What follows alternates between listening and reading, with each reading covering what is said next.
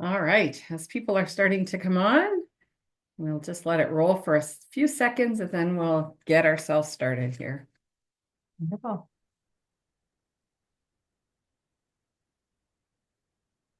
Okay, so welcome everyone. My name right here is Claire Bondi. For those who don't know me, I'm the Director of Ongoing Formation and Lay Ecclesial Ministry in the Diocese. And I'm very happy to be here today with Bridget Corniel. Bridget is the Director of Stewardship for the Diocese, which is a new position. And Bridget's been around for a while, but we're super glad to have her as part of our diocesan team. Just by some logistical things, in a webinar format, you are those of you who are viewing the webinar we can't see you. I can pull up your name so I know who's here, but if you want, the chat box is open at the bottom of your screen. If you want to pop in and say hi, if you want to greet somebody, you tell us who's here, where you're from, that's great. You can do that at any time. There's also at the bottom of your screen a Q&A box. So anytime throughout the Bridget's presentation, if you have a question, you can throw that question into the Q&A box and I will monitor that. Bridget will leave time at the end for questions, but if there's something really pertinent that comes up, I'm happy to interrupt her. So I will monitor that throughout the presentation. This is being recorded. And that recording will be available online, as all our recordings are, at dol.ca/resources and webinar recordings. And that is all one word. The and is spelled out and no spaces, capitals, hyphens, or anything. Resources and webinar recordings. So all of the recordings we do, all of the webinars that we do are available there. So you can go back and see a history of them. The beautiful thing is they're on YouTube, so you could actually just watch it at 1.5 speed and get through it real quick after we're done, which is my preference. So if you ever listen to an audiobook with me, it's not a pleasant experience. My husband's saying, how do you even know what they're saying? But all right, I'm going to begin with the Jubilee prayer to get us started, and then I'm going to turn things over to Bridget. So let's just quiet ourselves as we enter into this time together. In the name of the Father, and the Son, and the Holy Spirit. Father in heaven, may the faith you've given us in your Son, Jesus Christ, our brother, and the flame of charity enkindled in our hearts by the Holy Spirit, reawaken in us the blessed hope for the coming of your kingdom. May your grace transform us into tireless cultivators of the seeds of the gospel. May those seeds transform from within both humanity and the whole cosmos, in the sure expectation of a new heaven and a new earth, when, with the powers of evil vanquished, your glory will shine eternally. May the grace of the Jubilee reawaken in us, pilgrims of hope, a yearning for the treasures of heaven. May that same grace spread the joy and peace of our Redeemer throughout the earth. And I will offer today a special prayer for Pope Francis on the anniversary of his pontificate, and in particular for his continued return to good health. To you, our God, eternally blessed be glory and praise forever. Amen. In the name of the Father, and the Son, and the Holy Spirit. Amen. All right, Bridget, I'm going to turn it over to you. I'm going to disappear, but if need be, I'll pop in. You'll hear my voice. All right. Hello, hello. Thank you. I hope you're all seeing the right screen here.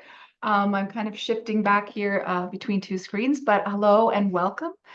I'm really happy to be here today to share what this new role is, how it's going to help you, and kind of frame some items about stewardship and some tools and things that I've been working on in order to support you. So thank you so much for having me here today. I'm just going to do a brief introduction and share a little bit about myself and how this role came about. So thank you so much. And thank you, Claire, for organizing this series, this three-part series on parish vitality. I'm the kind of bookend at the end. So thank you so much for that. Some of you may know me. I'm not sure who because I can't see here, but I have worked in the diocese for a number of years at the parish level and in different roles, from youth leadership youth ministry to communications, and then have also worked in hospice and major gift development. So I'm the new Director of Stewardship and Development for the Diocese of London. This is a brand new role. The mission that I have been given is to help our families of parishes grow in their generosity, how they're working together through faith to meet the growing needs of our families of parishes in fundraising, planning, and stewardship. The key part of all of that is that we will be doing this together. So this is the bookend, like I said, to the series that Claire has organized through the Parish Vitality theme. Lisa Ansliger helped us see that stewardship thrives when it becomes part of the very fabric of our parish life. Shifting that into our culture and how our culture reflects that. Cassandra Skipper did a great presentation and showed us how we are able to use some tools that they have, some tremendous tools that the diocese and her team have developed for identifying and empowering the gifts of our parishioners, and in order to strengthen our communities for that discernment of what their gifts or charisms are for how we work in ministry. So I thank them for those tremendous presentations. And now this goal for this bookended presentation on this is about some strategies and planning that we can help to look at in kind of next steps for how we're working and moving our vision into action. So today we'll look at some of those ideas from taking from plan to practice.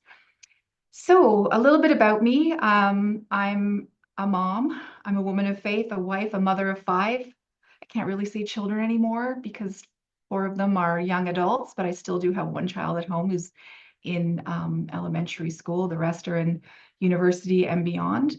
So I do know what it's like to kind of balance all of those things that we have in our lives, our, all the different things that we're all juggling. We all have them, regardless of who we are. So I understand what that challenge is like. But at the core of the work that I'm doing, my passion is about building relationships, serving God, and strengthening the church. And over the years, I've learned one simple thing. When we focus on mission, generosity follows when it comes to how we are sharing and working towards that common mission. So thank you so much for being here again, and let's dive in. So shifting the conversation in our parishes, how do we move beyond just asking for money and instead invite people into the mission? How do we create a culture of giving that renews our parishes?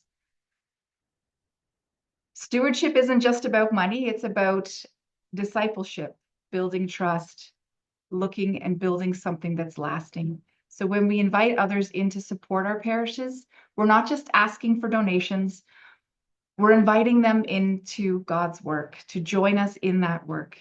And stewardship is about responding to God's generosity with our own. I know there's lots of theological things we could get into and all of the different things, but essentially at the core of what that is, it's our response.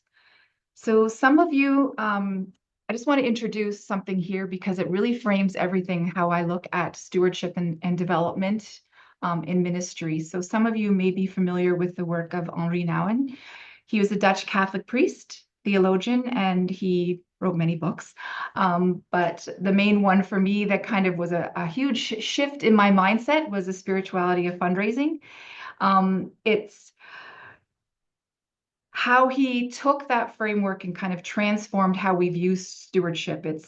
It's moving it from, it's not about an obligation, but it's about faith and participation at the core. It's when we show people how their generosity can fuel the work of the church. It allows us to create a deeper, more meaningful conversations and connections between giving and living out the gospel.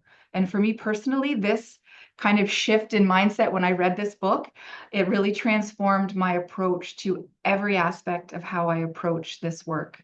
How I approach stewardship is more than seeing it, it's seeing fundraising as just more of an invitation into that deeper discipleship rather than just that transactional view that we traditionally kind of look at it through. His insights, well, there's many.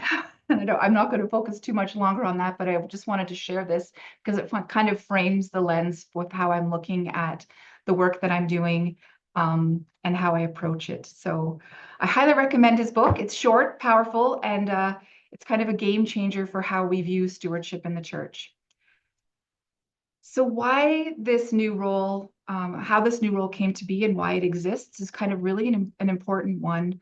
It was created for one reason. Um, Essentially, it's to help our families of parishes. We are all in various states, various roles in our churches, and they're all in their unique abilities, capabilities, and kind of what they're working on. And the one underlying part which we all struggle with is our budgets are tight, our resources are scarce. We've just come through a major organizational shift to families of parishes. And when we have conversations about money, they're always uncomfortable. And but we realize that without the financial support, our mission really does suffer. So this role was created in response to the needs that were being expressed from the families of parishes. And the bishop and senior leadership really listened, and they understand those needs. And in consultation with senior leadership and studying and looking at other dioceses, and kind of the frameworks for what we need, they came up with this. We really do need to have this role. So I just want to give you a quick glimpse of kind of the work I'm doing, because there's many aspects to it, and I don't want to overwhelm, and there's lots to talk about, and we only have a short time in this conversation, but this is one step. This is a first conversation about this. So I just want to give you a quick glimpse of the work that I've been doing and the tools that will be available to you, to support you as you're moving forward. So the goal, essential underlying goal, is to create a framework, create a roadmap that will help us kind of take the steps to make fundraising more simpler and easier for your families of parishes, as well as being more effective. Easy peasy, right? No problem. We can do that easy. No. We all know these, we've all experienced these questions, or the concerns that people have. We have them ourselves. People are asking questions, and it's how do we reframe the questions if how they're asking? How do we ensure that we're listening and highlighting what those, how we can shift the narrative for when people are asking questions, right? So in conversations with many of you, as I've been doing research for these first 6 months of this role, I've been doing a lot of deep diving into kind of the back end data analytics conversations, putting things together because of my own experience at the families of parish level and working in those kinds of shifts. And I know the realities of some of the things that you're coming up against. So those age-old questions of where does my money go? It's about how are we looking at, we're being more transparent in having these conversations so that we can encourage more trust at the parish level, encouraging people, every gift matters, because we're all at different levels, and our communities are all in different places in their life. And so making sure that we're ensuring that they understand that every gift matters. These are just some of the things. And I address a lot of these things and how to respond in pretty clear ways in the toolkit.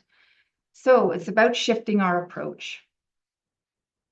So into the statistics, we all know a lot of these statistics. We've all heard them over the years, and it's a constant thing that we need to be readdressing and looking at, because understanding today's reality for fundraising, it's not just about the numbers for us at the church level. It's about our people, and it's about the future of our church.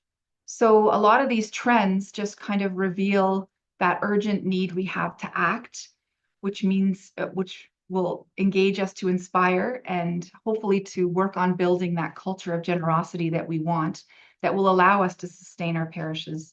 So we all know there's fewer people in the pews, although we are seeing a shift in our demographics and things. We know those from the Canadian lens. A lot of this, some of these stats are American, some are not. This one is, but it can easily translate to ours. We knew the 50s, 75% of Catholics were attending regularly by 2020. That number was just 21%, from 75%. Fewer people means fewer donations, fewer volunteers, weaker sense of community. Add in COVID, there are different realities of that, but we are seeing a shift in our demographics recently, Canada-wide. Giving is declining, we know this. Church donations have dropped by more than 50% since 1990. The pandemic accelerated all of this. Church giving by another 20% declined post-COVID. And this is not just a financial issue, obviously. This is a spiritual crisis for us. People are disengaging, and it's about how we're looking at ways to reconnect them and find joy in giving and returning them into the mission of the church. One of those is digital giving. So this is something I wanted to talk about in a little bit, break it down a little bit. So here's some interesting statistics that I've discovered. These are Canadian through DonorBox and Canada Helps. So the Canada Helps is the not-for-profit that helps not-for-profits in their giving. So half of all church donations now happen by card. This may not necessarily be reflective of our diocese, which I'll get to in a minute, but 60% of donors prefer to give online. But here's the real shift in that, is that digital donors trust their gifts are making an impact, and 50% of online givers feel confident their donations reach their intended purpose, compared to just 26% of traditional givers. So I want to just take a quick moment here to unpack that, because this is a really interesting statistic for me. Why do digital donors feel more confident giving online? Why would this be something that is giving them confidence? This is just one of the elements of the kind of the statistics on why people are giving. So many of our platforms offer that immediate confirmation and transparency. You know, some of our options provide instant receipts or clear ways that they can designate their funds, those giving them options. Recurring giving options, it allows the donor to kind of it empowers the donor to set up the automatic giving, but it also is how they want to give and how much and when. And many of our online platforms integrate thank you messages, making donors feel more connected. So if we're not making digital giving easy and accessible, we're missing out on a huge opportunity. Recurring gifts, when we know that we have X number of dollars coming in, obviously this makes it allows a much easier way for us to plan at an operational level. So recurring donors also give 42% more than one-time givers. The consistent contributions that allows us to have that stability for our planning. So encouraging that is one of those key things, because when we look at tithing and the traditional, this is something that, of course, we have about 5 to 10%, according to the statistics, of churchgoers who are tithing traditionally. But among those who do, which is tremendous, that small group of tithers who are regular givers who we rely on, are 77% of them, according to the statistics, actually give beyond the traditional 10%, which this is reflective of that group where their deep commitment to our parishes are fueling our parish life. But as many of those parishioners are growing, are aging, and this is one of those challenges we need to navigate. So it's about creating, we need to cultivate more of those dedicated givers. So what's next? The world of giving has changed, not only in our church world, but in not-for-profit world. This is something that is an ongoing shift. They're in constant navigation of how we're reacting to it. So that means that our response at the church level also needs to change. And if we're not providing the digital options, we really are risking alienating a pretty significant portion of our database, our donor base, sorry. And this is something where we wouldn't know that if we're not doing it, but it's something that we really do need to engage. So that doesn't mean, well, you may be saying, well, we have online giving options, we have these things, but no one's using them. So that is something where we have them. And if we have them and we're just putting them on the website or things, we need to be, that's not enough. That's a first step, and that's great. And I would encourage all of our parishes to do this, which I'll is also in my toolkit and how we're going to be doing that. But it's how you're promoting it, which is also in the toolkit for how we're going to be working on ways consistently to promote that and encourage the use, because those who are using it and promoting it are seeing those benefits. And there's more that we can do to enhance that. So we need to be engaging our parishioners differently. So that was just a take on that interesting fact about digital giving, because I know some of our parishes, we come up against some kind of older ways of thinking about, well, why do we need to do that? We have other ways for people to give. We don't really have the capacity for that, but it's not that we're taking away all the other opportunities. This is just an additional tool. So how can we begin to overcome some of the challenges that we're facing at the parish level to engage and encourage and strengthen our fundraising efforts? So it's strategy. Strategy is a core concept that takes time and energy. And when we're busy doing ministry and doing things, it's something that is often put to the side. But planning, well thought out plans help guide the actions that we're doing and ensure that we're staying in alignment with our mission. And so those strong strategies involve understanding our parishioners, setting clear goals, creating measurable steps to move forward. It's about knowing where we are and where we want to go. And that's critical to our why of what we're doing. And it's having a plan and steps to get us there. Baby steps, small steps, we need to have those steps. And this is one aspect of the toolkit where I provide a lot of guidance on that with audits and different ways we can start having those conversations and putting some small things into place to get us moving there. Leveraging the digital tools that we have, as we've seen and as we've talked about, digital giving is really becoming the norm.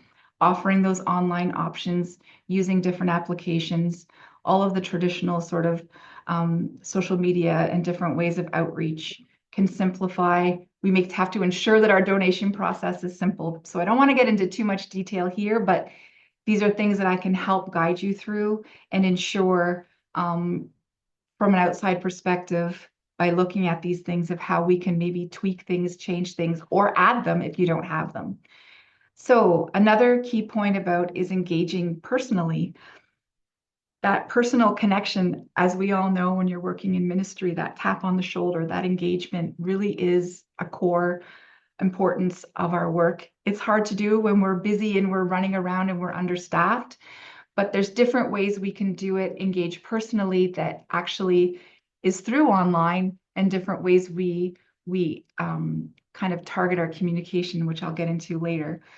So it's also looking at fundraising is not just about collecting the money and having those, that transactional way. It's about how we're building those relationships and taking the time to connect with our parishioners, thanking them for their support, and involving them in that vision for our stewardship for the future. When they feel personally invested or connected, they're more likely to give and stay engaged in the mission. So it's crucial that we offer those reoccurring options and all those things. So moving on to my sort of practical tools in the toolkit, it's going to be an ongoing and growing toolkit as we move forward, because as I'm working with the parishes and kind of looking at the tools, some of you are doing some like tremendous work, and it's even with the limited resources, and you're really thinking differently and trying to do these things. And it's a lot of work. And some of these things, and I really give kudos to the parishes and the teams that are doing a lot of these things, because it is hard, and it sometimes is hard to see the fruit of the work you're doing. So my goal is to help you make some of that work easier. And some of the things that I've created in the toolkit. It's simplifying, it's creating some strategies. There's strategies in there for guides for offertory giving, capital campaigns, how to look at major gifts, messaging templates, best practices, because in fundraising and charity, in this fundraising world with charity regulations, we need to be on top of the latest regulations that are coming out for fundraising as through CRA. As well as the way we're ensuring that our charitable status we're following all the rules that we need to do. And there are quite a few when it comes to fundraising. So these are things that are in there. They'll be updated, and the education on those will be happening all the time. So those are just some of the things that are in the toolkit. When we look at using these, it's not about reinventing the wheel, because these things exist and these tools are ready to go. But they just offer more practical, ready to use resources that you don't have to do. You can take them and use them quite simply. So that's just part of the underscoring thing for the, I want to take a little bit of a deeper dive into something that some of you may have had conversations about when you're getting ready for a capital campaign, or even in conversations you may have this, some may not. It's about feasibility studies. So feasibility studies, normally we would do these when we're getting ready for a capital campaign. If you were hiring a company to come in and kind of look at your data and your parishioners, and it's assessing whether or not you have the capacity in your parishes to put on a fundraiser for a giant capital campaign you have, or even a smaller one. But if you're looking to raise 2 million, or whatever it is, a feasibility is something that study that you should be doing. Do you have the capacity at the parish to do this? Not really. It's a lot of work. Often you pay for this to have this done, but I'm trying to shift our look, because we have a lot of these resources and tools at our disposal that we can use, and be looking at this continuously in order to make informed decisions about our fundraising. So as a parish, we're called to maintain the church, to grow, evangelize, and serve the faithful. So every decision that we make, whether about fundraising, programming, ministry, outreach, it should be guided by prayerful discernment and wisdom, the knowledge that we have, the tools that we have. So a feasibility study is not just about the money. It should become a spiritual and pastoral practice that we're doing that helps us understand our community and the heart of our community, ensuring that everything we're doing is rooted in the real needs of our people, and it's supported by their willingness to invest in it, to give us the funds for the future of the church. But to do this, we need to reframe how we collect, manage, and communicate, and the data that we receive in our parish. And this is not just something that we need to do administratively. It really is our responsibility. And every person on the team really needs to take a part in this. So when I say why does a feasibility study matter, I'm asking it more in a call for how we're looking at our ministry. So before we can even ask our parishioners to give, we need to understand the financial realities, our financial realities, our capacity, the barriers that might be holding back people from giving. And a feasibility study would be looking at this so that we're ensuring that we're not wasting time, our energy or money on something that's not really sustainable. So it's looking at how we reframe how we collect and use the data that we have. So I know DDMS is part of this. So for too long, we've kind of gathered information, and some of you may not use DDMS or the tools that I'm going to talk about right now, but it's something that we'll all need to become familiar with. It's how do we collect that data, so that we're not always in a reactive mode and we're being more proactive. It allows us to, where we can collect our offertory numbers, mass attendance. The better data that we have, the more we're asking, the more we're making these things. It allows us to make informed decisions, so we're not guessing about things. It allows us to engage and build stronger relationships. It allows us to identify where people are in their faith journey. And in the toolkit, I can walk our teams through how we can use DDMS, how we can add to it, how we can change our parish registrations, how we're constantly looking at this, not as a one and done thing, but as built into our framework for how we're planning for our parishes. It allows it is some work, but I have these tools that will help us guide us through in a simple way. And I don't want to say all these things to be scaring everyone, because there are steps that we will do to get here. And I will be with you to help you guide you through these. But at the heart of all of this is listening. It's how are we listening to our parishioners, listening to our communities, seeing the real needs based on the demographics that we have. How are we doing that? Well, that requires better communication. We need to ask people for their input. We need to communicate clearly and frequently and meaningfully. And this means shifting how we're communicating. It means moving beyond bulletin updates and looking for different multiple channels of communication, which is all included in the toolkit. And I can walk through these steps about how we can use the current tools we have, add some things onto that, and we can really work towards building that foundation. These are all goals that we'll put together in order to strengthen our parishes as we move forward. We're in this beautiful Jubilee year, and if we think 25 years from now for the next Jubilee, where is our parish community going to be? It's taking that time to look, that we're always down looking and doing work all the time. We need to be looking up and looking forward. So this is part of that, which we can take steps to walk through. It's really hard in a webinar situation when you're looking for feedback, but you're just feel like you're talking to yourself, but I know you're listening. We're here with you, Bridget. You're good. Thank you. I also forgot to put my timer on, so I have no idea how long I'm talking here for. It's 1:30. You're good. Okay, thank you. Good. So these are just part of the things. I don't want to overwhelm, but if looking at it through the lens of what a feasibility study is, but incorporating it into our kind of everyday actions, there's lots of fruit that can come out of this work. And as I'm working with the parishes and coming out and speaking with you and helping you with these things, it'll be able to go into deeper detail.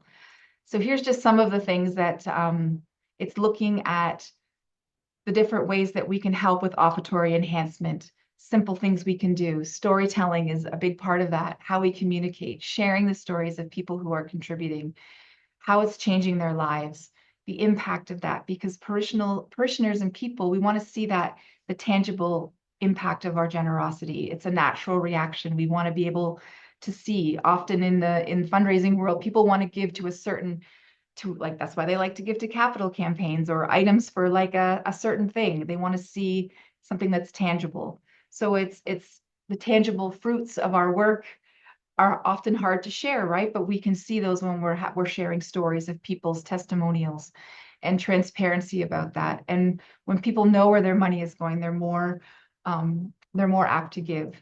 And so these are small things we can do which create bigger results at the other end. And as Henry Nouwen says, people give to vision, not to need. But if we communicate our bold vision, our hopeful vision, it'll inspire that greater purpose for people to give. And some of your parishes are doing incredible jobs about sharing stories either through video or through stories you have in your bulletins or online. These are things that we can work together to have for your parish and really choose the people who you have, those people who are in your parishes who want to share. We just need to be reaching them. Major gift planning. This is a huge one. Major gifts, planned giving, and legacy giving. This is one of those parts of giving that is a real challenge, not just for our churches. This is across the board. It's how do we engage our parishioners and our community in these conversations? How do we introduce it to them? And this is one of those important parts where relationships really help with the success of this. We often look at major gifts, and when I say major gifts can depend on the person who's giving them. If in a traditional world, that could be 5,000 or more. But someone for a major gift could be $1,000 as an extra on top of their offertory. It just depends on our communities. I'm going to take a drink here. Sorry. Right now, we're in a very unique time in history because this is the first time in human history where we're having the largest transfer of wealth. And we're right in the middle of this that's happening worldwide. So this is the shift from the transfer of wealth that's happening from our, I guess you would call what you would call the baby boomers into the next generation of Generation X, myself, or and then millennials as well. So this is a tremendous time where, and many people are not planning for this. I have some deeper options and deeper dives into how we can look at these ways of giving and encourage these things. But it's something that we need to be talking about at the parish level fairly consistently, because major gift planning, legacies, the legacy gifts are opportunities for to kind of invite people in and share that that is an option for you. To not just necessarily leave this after you pass, which is another tremendous thing, but you can also leave these and share these while you're still with us. That will go into deeper dives in my toolkit, but this doesn't happen overnight, right? These conversations, we have to build that through trust, and that happens through engagement. So this is a whole situation, I don't want to say situation, but this is a whole opportunity for us as through the Catholic lens of stewardship and development, where we are supporting our parishioners through very challenging times. You know, this is also talking about how we see the end of our life, how we are having these conversations or not having these conversations, because the statistics bear out that people aren't having these conversations. And so when we leave these things, we're leaving it up to either the funeral home or someone else to decide where our money is going. And we don't want that to happen for our parishioners. We want to be able to assist them and help them. So this is one of the major things that I have included in our toolkit for how we can start those conversations, how we can work with our parishioners and service and ministry to support them. So this is one of those elements that I know Leah spoke about in her presentation on stewardship and building that culture and reframing that and making it the fabric, as well as Cassandra. So it's this important opportunity for how are we doing that? When people when people give, when they feel valued for what they're giving, connected, and inspired, they'll give more. So giving begets giving. And this is where when people feel that they're connected and a part of their community, they really do give more. And stewardship thrives in that community where we celebrate generosity. And Leah, I know, spoke about this as well, but it's how are we celebrating that at every level for people. Some people who are actually, the statistics on this too are that 26% of Catholics prefer to acts of service over monetary donations. So their giving is not necessarily in the monetary, but it's in time, talent, right? And treasure. But time and talent, volunteers, if we didn't have volunteers, and we need more volunteers, I know this is a challenge, that you can't even put a monetary value on that because it's tremendous. And this is something we know, but it's encouraging that culture of stewardship. And these are where we can show these through stories. We can be encouraging that joyful giving by sharing those stories and making that giving meaningful. This culture is of creating a welcoming and open environment. Many of you are working so hard to do this and creating the hospitality and welcoming communities. And it's an ongoing work. It's a challenging work. It's, you know, how are we encouraging more volunteers to help us? And these are all things where that engagement and ensuring that people feel connected. And I know this is going to sound maybe a bit like a broken record, but when we have these things in our data and how we're collecting that information and looking at our communities, it helps us with this. It helps us with engagement and how we're looking at our volunteers or the people who aren't volunteering through our demographics. How are we going to be able to shift our work and our ministry to focus on those people? Because the data that we're collecting and looking at really provides a wealth of opportunity for us in how we're engaging. It allows us to develop very specific things for our communities that are coming in, and we're all experiencing a shift in demographics in our communities. And how do we reach out to those new people to engage them? So this is the fun one. I know everyone wants to talk about this, but it's the data communication. I can't go over it enough, and I just want to briefly highlight here those things that are in the toolkit that I'm working on. I'm working with our IT to build more reports so that we can do bigger pulls out of our system and adding things in there to how we're looking at the data that we currently have, cleaning that data up, streamlining it, and adding to it.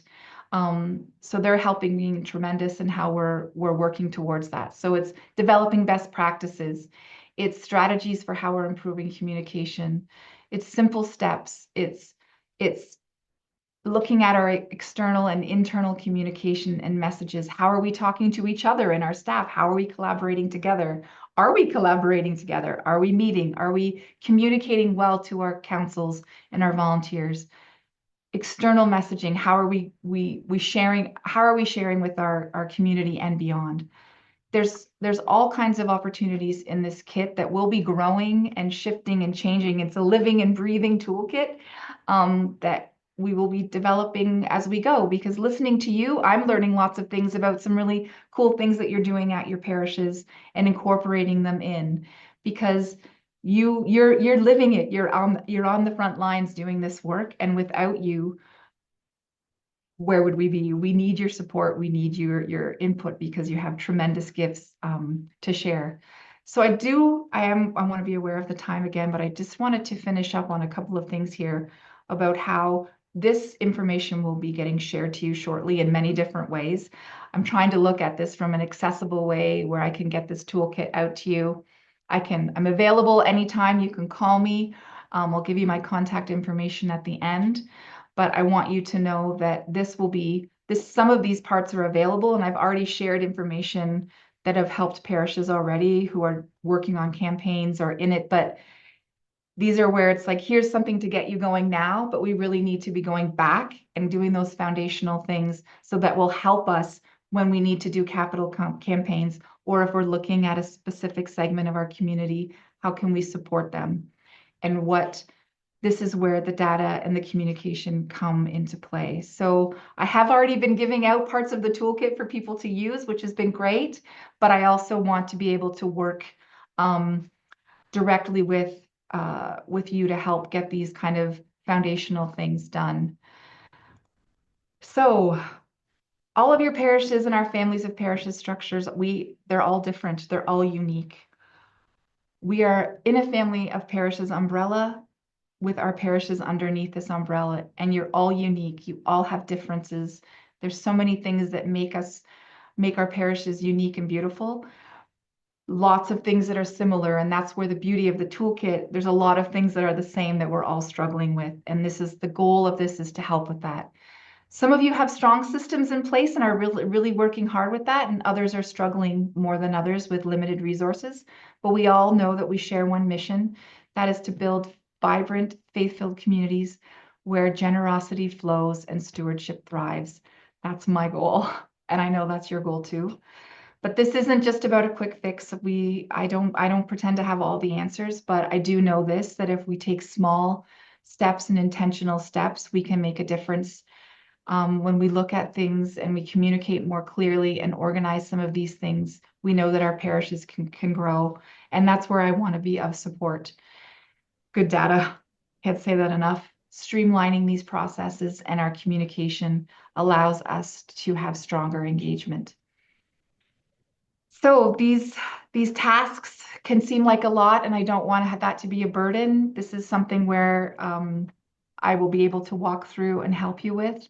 And the more you see how these things kind of work, and I can learn from you about things that are working at your parish, we can work together to kind of streamline some of these things, to hopefully guide and flame our, put a flame of hope for our future as we're in this Jubilee year. And it's about shaping that generosity in our mission. And Pope Francis calls us to fan the flame of hope and move forward with open hearts and a shared vision. So thank you so much for listening. I feel like I just kind of rambled on for 45 minutes there, but I hope you learned something and I'm open to any questions. And please know that you can contact me anytime. Got my information here and it can be shared as well. And then I will be sending out and sharing information about how you can access the toolkit and elements. So thank you. Thanks for listening. Thanks, Bridget. I know doing a webinar is tough because you're talking to a wall. You're talking to your own computer screen. It's not Yeah, easy. it's been a while since I've Um, done. Yeah. yeah. So the Q&A is open, and but just a couple of things that struck me as you were talking. So if I heard you correctly, you're not going to just widely distribute the Mm. toolkit. You want to be able to sit down with the parish teams to present the toolkit. Am I hearing that correctly? So it will be widely distributed. Anyone can access it, Okay. but those who need it, because I don't, it's a capacity thing at your parish, right? Many of us are overworked and understaffed. So I'm happy to walk through things and help you. A lot of them, I'll even do some of the work in terms of pulling reports, getting things going. So it's really on a case by case basis, depending on where they Okay. are.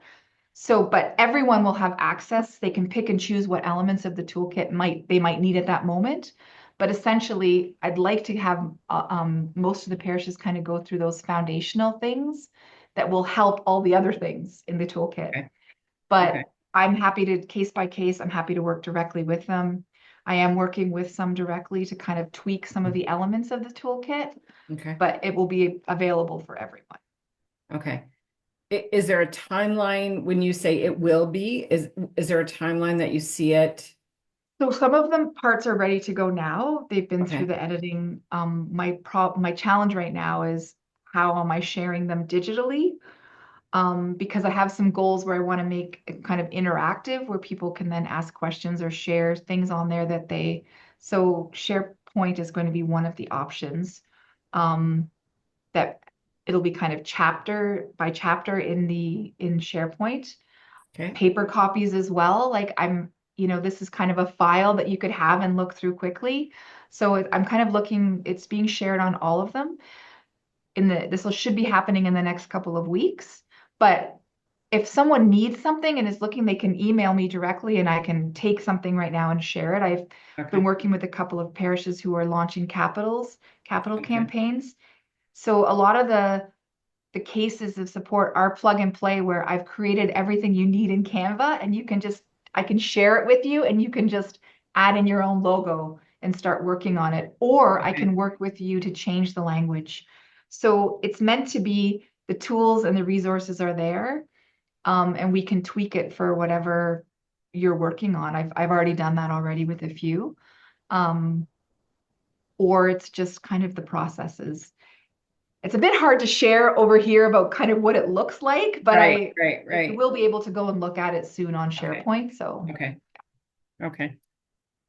Um, why does my phone ring when so I'm going to circle back to something you talked about, which was the storytelling part, because I think when new people come into the picture, or sort of like those peripheral Catholics that show up for sacraments and whatever, there's this mentality that the Catholic Church is a top-down venture, that, Vatican's wealthy, so we should all be, why do I have to put my $10 in the basket? And um, there's a part like, how do we help share the vision that we're a bottom-up entity, not a top-down?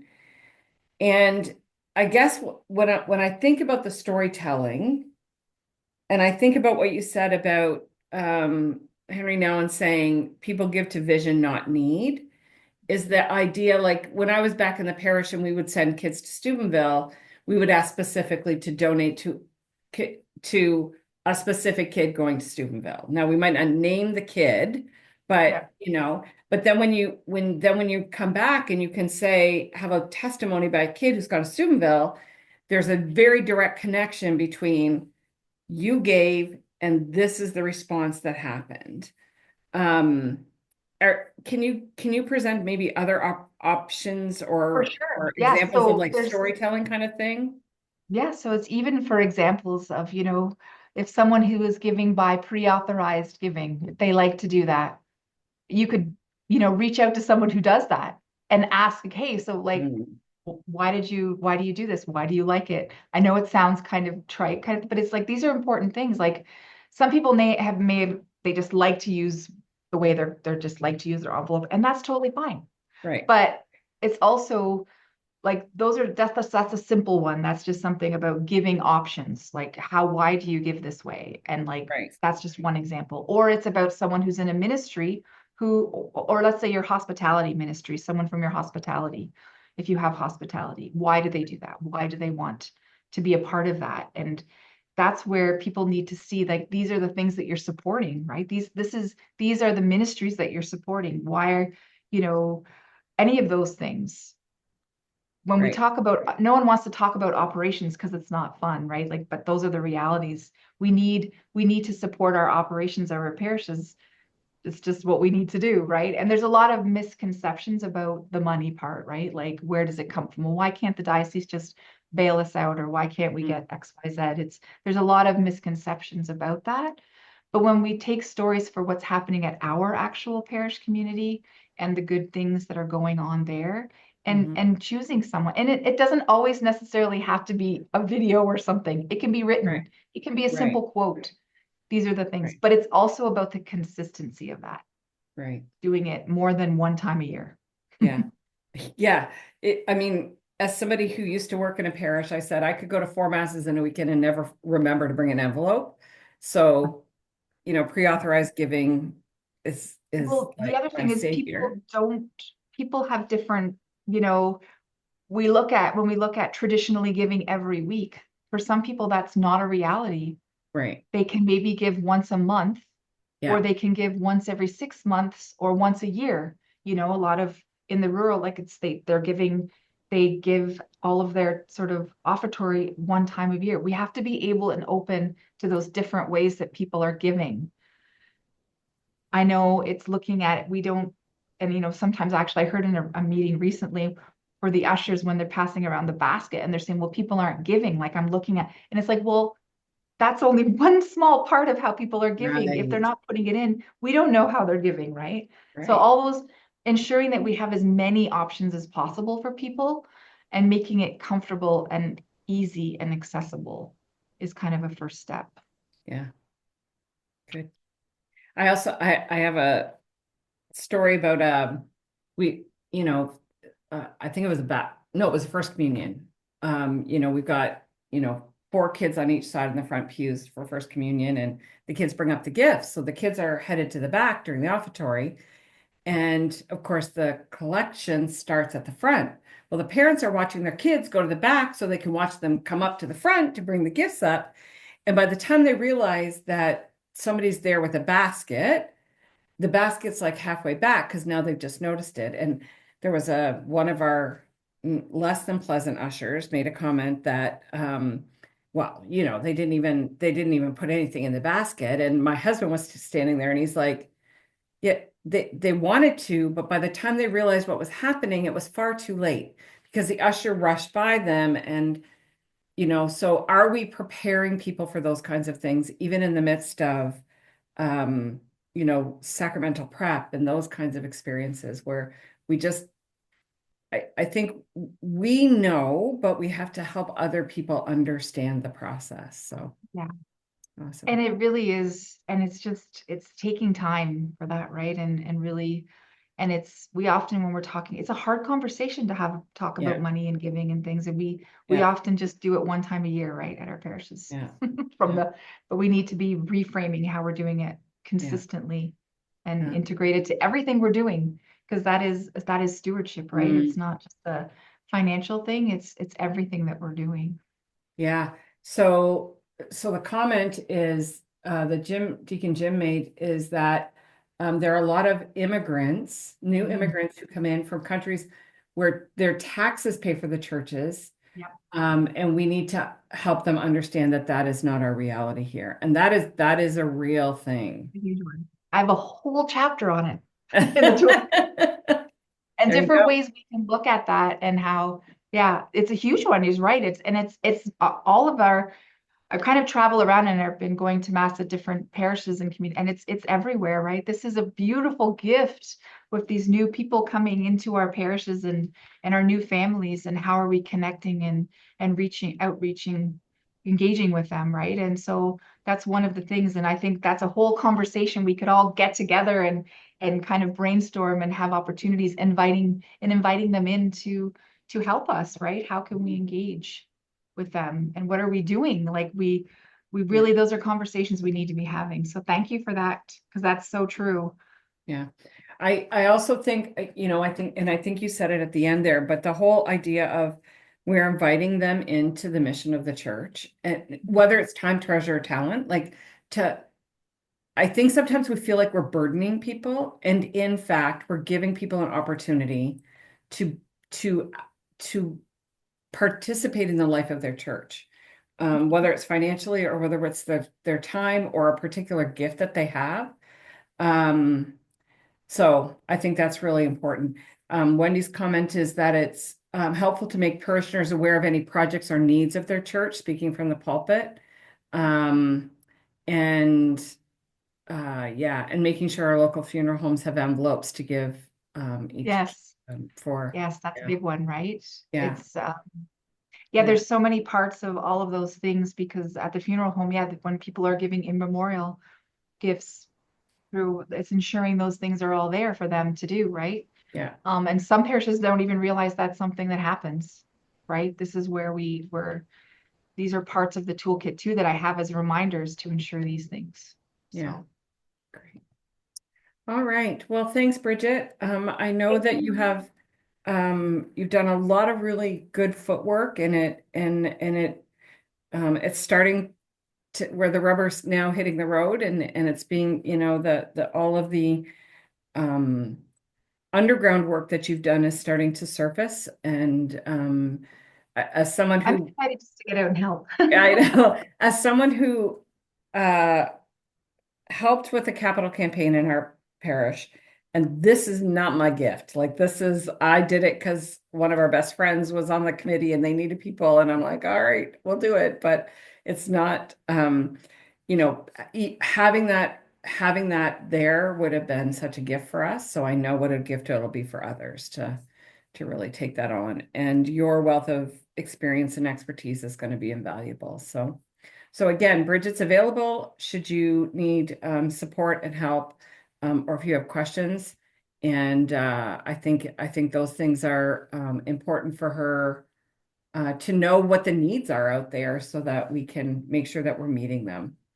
Um, so Paul McNamara is saying, I recently attended Mass at St. Anthony Daniel Parish in Kitchener, where they started 4 methods of giving using QR scanner, entrance, cash, envelope box at entrance, and no pew collection. Interesting. Yes, yes, that's something Yeah, else. yeah, yeah.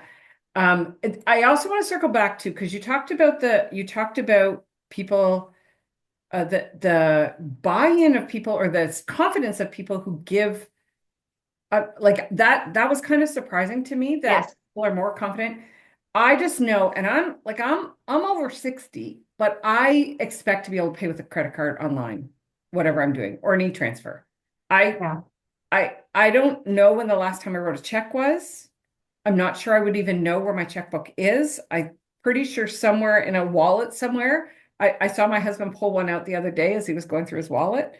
But it's sort of an obsolete method of payment. And I know that there are people who still do that, but we have to, if we're trying to engage a younger demographic, we have to respond Have to. to the way they expect to do things. So, And we do have Plenty is a really tremendous resource. I know some of you have, but we can talk about that. Everyone, so that it would be cool to have everyone on using Plenty. right.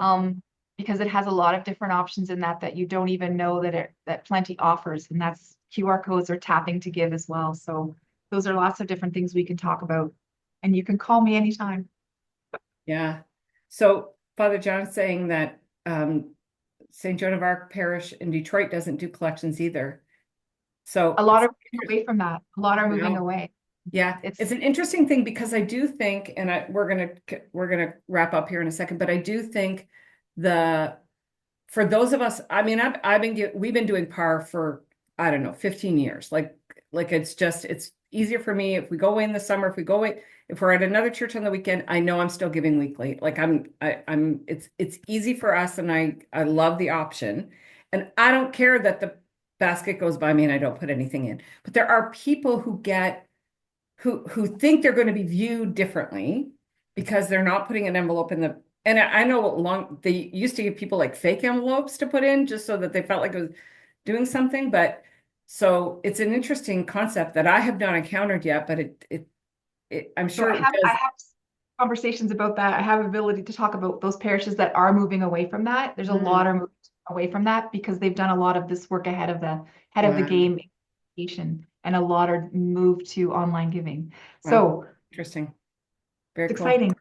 All right. Bridget, did you have a prayer to wrap up? Is that Oh, I did, but I don't, okay? I That's fine. Glory be to the and there. Father, and to the Son, and to the Holy Spirit, as it was in the beginning, is now, and ever shall be, world without end. Amen. How's that?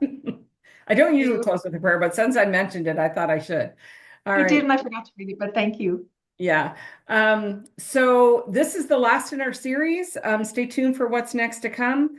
I don't even know what it is, but as I hear from people about the needs that are surfacing, we'll be responding to those needs. I'm hoping that you all got your pastoral study days packages in the mail or online and are registered for that. So hopefully we'll see you there. All right. Take care, everybody. God bless. I know.